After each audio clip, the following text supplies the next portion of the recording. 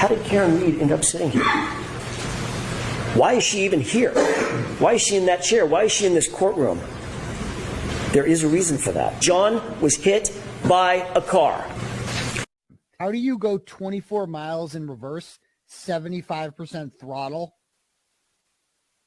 on accident? Like, how is that not purposeful that she tried to kill him? How do you go 24 miles in reverse, 75% throttle on accident? You will learn that it was no accident that John O'Keefe was found dead on the front lawn of 34 Fairview Road. Is there any chance this was an accident? There's zero chance this was an accident. We know that killer Karen Read struck John O'Keefe between 12:31:56 and 12:32:16. We know this because of the data. The data doesn't lie. We know killer Karen Read was pissed, and we know that killer Karen Read struck John between 12:31:56 and 12:32:16. That is a 20-second window that Hank has narrowed down for when John was struck. How many murders that haven't been captured on film do we know within a 20-second window when they occurred? That is miraculous data. We know that killer Karen Read was pissed. We know that John got out of the car and she drove forward 30 feet. We know that she stopped her vehicle. She made a conscious choice to stop. She made a conscious choice to throw it into reverse.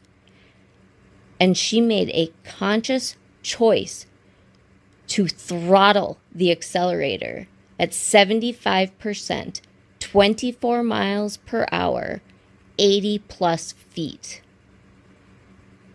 We know that this event was recorded as key cycle 1162-2. The key cycle was triggered because of the high speed in reverse. And we know that key cycle ended between 12:32:04 and 12:32:12.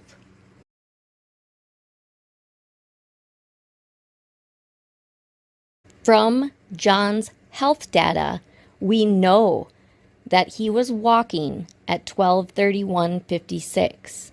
We know that his last phone interaction, that he received a text message from Jen McCabe, was at 12:32:09. And we know, again from his health data, that he stopped moving at 12:32:16.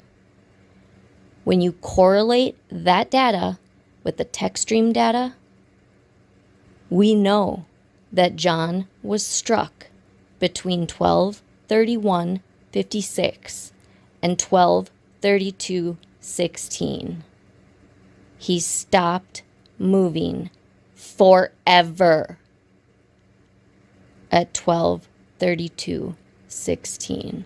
Pedestrian wanders into the middle of a police chase. Yes, take a look at this amazing dash cam footage. The young man, is already in the middle of the street as a speeding squad car comes barreling into him. But get this, amazingly, he manages to land on his feet, and then he just casually walks away. It's a parent's worst nightmare. A 7-year-old girl screams after a hit-and-run driver sends her flying into the air like a rag doll. Then an amazing thing happens. She gets up as if nothing happened and runs away.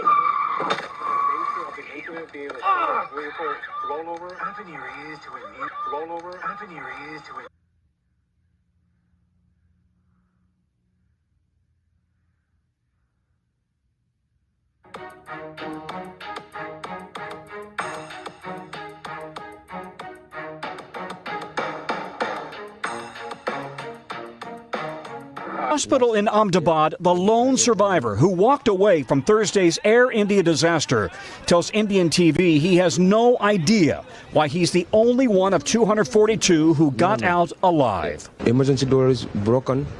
My seat is broken. I'm not jumping. I just walk out, innit? I can't explain.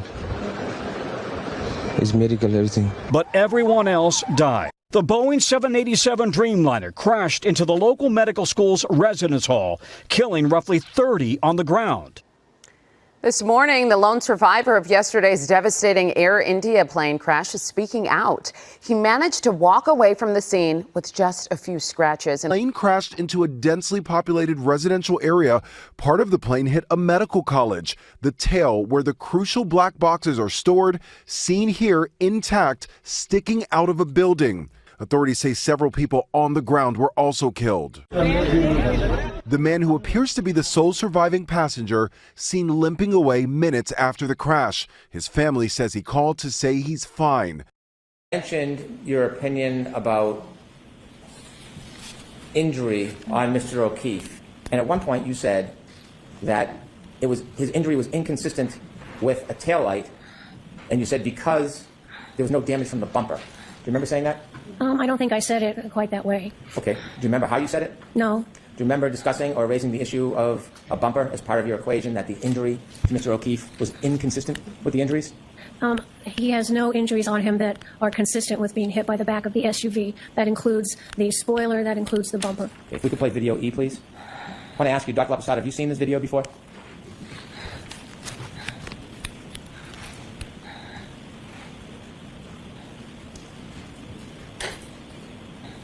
No.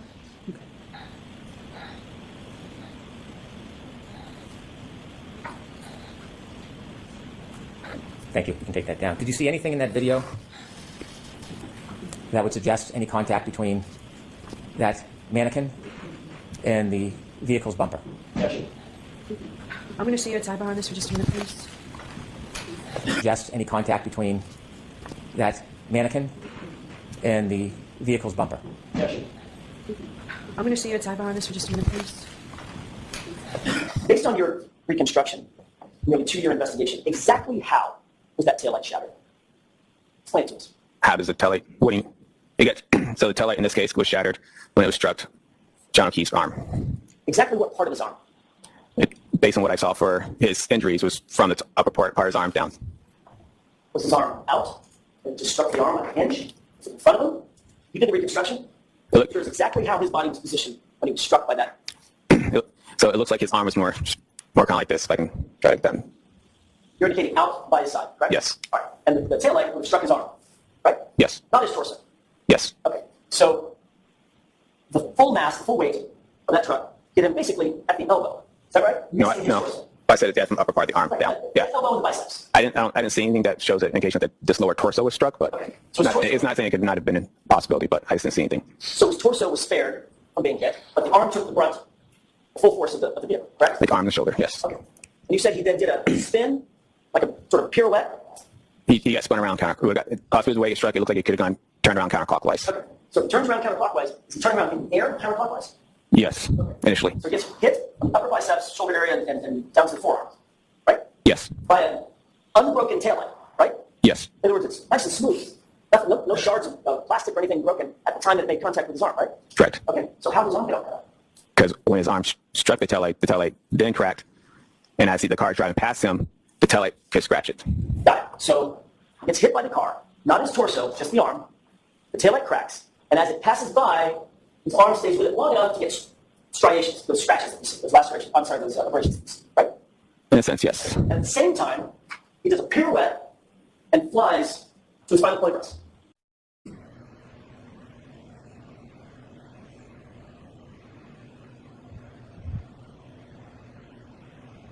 You agree that John O'Keefe's injuries, or lack thereof, are inconsistent with having been struck by a vehicle at 24 miles per hour?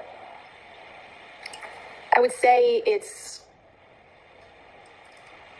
likely and unlikely at the same time, depending on the position of the body and the vehicle in question. Could you just explain a little bit how that would happen? Well, as he fell backwards and he struck his head, it was clearly at a very high speed